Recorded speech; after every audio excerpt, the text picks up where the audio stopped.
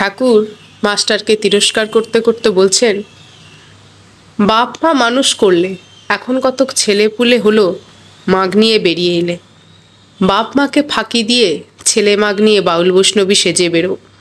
তোমার বাপের অভাব নাই বলে, তা না হলে আমি তোমাকে ধিক দিতুম। মা বাপ কি কম জিনিস গা? তাঁরা প্রসন্ন না হলে ধর্মটর্ম কিছুই হয় না। চৈতন্যদেব তো প্রেমে উন্মত্ত, তবু সন্ন্যাসের আগে কতক দিন ধরে মাকে বোঝান, বলেন, মা আমি মাঝে মাঝে এসে তোমাকে দেখা দিব। কতকগুলি ঋণ আছে, দেব ঋণ, ঋষি ঋণ, আবার মাতৃঋণ, পিতৃঋণ, স্ত্রী ঋণ। মা বাপের ঋণ পরিশোধ না করলে কোনো কাজই হয় না। স্ত্রীর কাছেও ঋণ আছে। হরিশ তার স্ত্রীকে ত্যাগ করে এখানে এসে রয়েছে। যদি তার স্ত্রীর খাবার জোগাড় না থাকতো তাহলে বলতুম, ঢ্যামনা শালা। জ্ঞানের পর ওই স্ত্রীকে দেখবে সাক্ষাৎ ভগবতী। চণ্ডীতে আছে, যা দেবী সর্বভূতেষু মাতৃরূপেণ সংস্থিতা। তিনিই মা হয়েছেন। যত স্ত্রী দেখো সব তিনিই।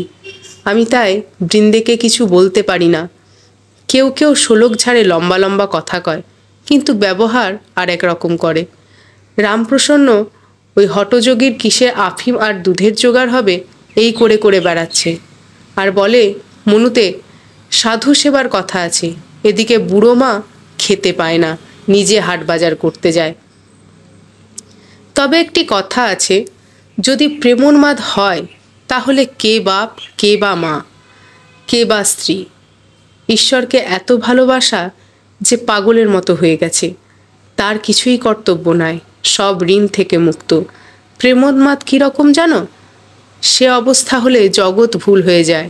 নিজের দেহ যে এত প্রিয় জিনিস তাও ভুল হয়ে যায়। চৈতন্যদেবের হয়েছিল।